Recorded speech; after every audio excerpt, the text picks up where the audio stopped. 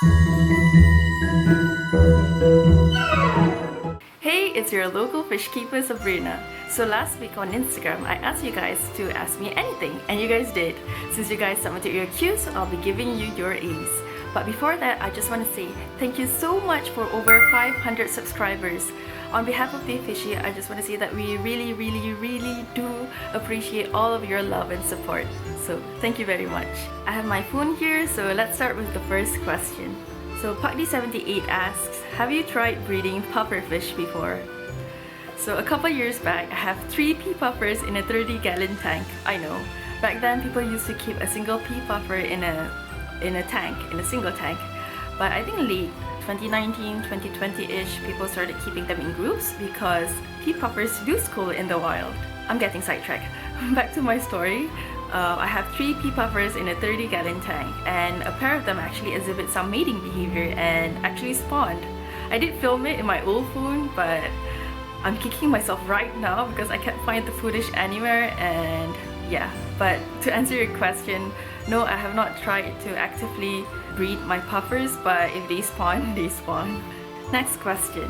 So Hazy asks, what's the most fun part of keeping this gorgeous fish? I believe he was referring to Maple, my dragon pufferfish. This is actually my very first time ever keeping a dragon pufferfish, so it's really fascinating to observe how different his behavior is compared to my other puppers. And feeding time is always fun. Akim Aziz asks, any treatment for my tank? The water looks green. Even after a day of water change, it still looks green. I believe Akim is referring to his saltwater tank. I'm going to be completely honest here, I'm no expert when it comes to saltwater or reef tanks, which is why I've asked my partner, who does own reef tanks and saltwater tanks, to help me answer this question. So I'm going to just read off of his answers, and hopefully that answers your question. So first, a quick fix is to get a UV sterilizer, but be careful not to look directly at the UV lamps if you don't want to go blind. Normal tap water contains a lot of elements such as silicates and phosphate, which encourage algae growth. This is also true for freshwater tanks. Our ODI water strips all the elements out, and you can introduce the necessary elements back in with your salt mix or any other liquid elements. Having a refugium also helps, as macroalgae such as Shado or Kado, I don't know how to pronounce it, help absorb nitrates and phosphates. Protein skimmers help to remove waste from your system, so that helps too. For this next question, I would like to apologize because I have no idea how to pronounce your name and I don't want to butcher it, so I'll just put it right here. So he asks, how to take care of a big ear betta fish? Some of my friends said with catappa leaves or maybe methylene blue. I'll be talking about betta splendens specifically and not the wild types, as the cat for them are completely different. Dumbo bettas or big-eared bettas are a type of betta splendens. We as fish keepers should have a standard of care for bettas, as they are arguably one of the most abused pets in the world. A single betta fish should be kept in a tank of a minimum size tank of 5 gallons. And with bettas, especially with the long fin variety, I find that it is especially important to keep them in a heated tank around 26 to 28 degrees or even 30 degrees Celsius, which I believe is about 78 degrees Fahrenheit to 86 degrees Fahrenheit. It is much apparent in long fin varieties when they are kept in cold water or cooler water, they tend to nip their own fins, and this is a sign of stress, so you don't want that. And another thing is to make sure that when you keep your bettas, the water needs to be cleaned. They will also nip their fins if they find that the water is not up to par. I know it's tempting, but whatever you do, please don't overfeed your betta. Only feed it about 3 to 5 pellets per day.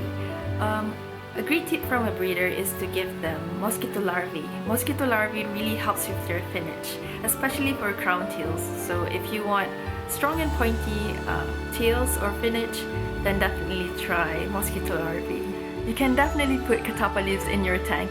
Catappa leaves releases tannins, which carry a lot of benefits, such as having natural antibacterial properties. If you're interested in learning more about tannins, I'll put a link up here somewhere.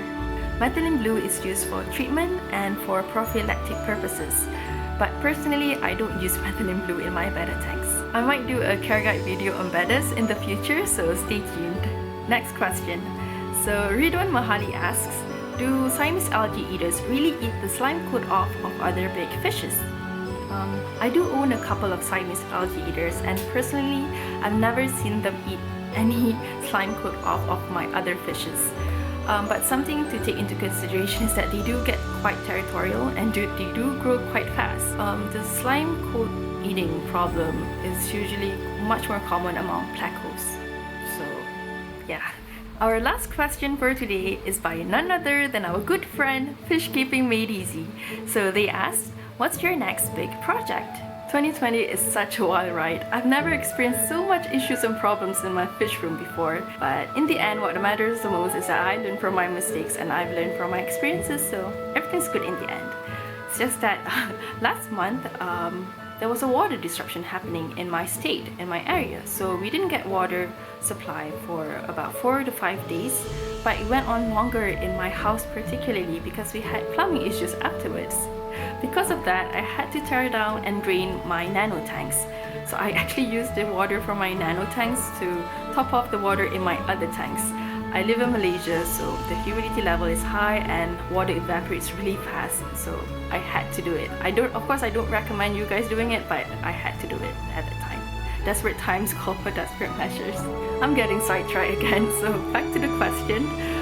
So far, I don't have anything big planned out, but I do plan on rescaping some of my tanks because my hope for 2020 is that by the end of it, I'll be able to make a fish room tour or a fish tank tour video for you guys. So let's hope that happens. That's all for today. I hope I've answered all of your questions. And again, thank you so much for all of your love and support. We really do appreciate it. Do like and subscribe if you would like to see more content, and especially don't forget to comment down below as I love hearing your thoughts and reading your comments. Until then, see you next time.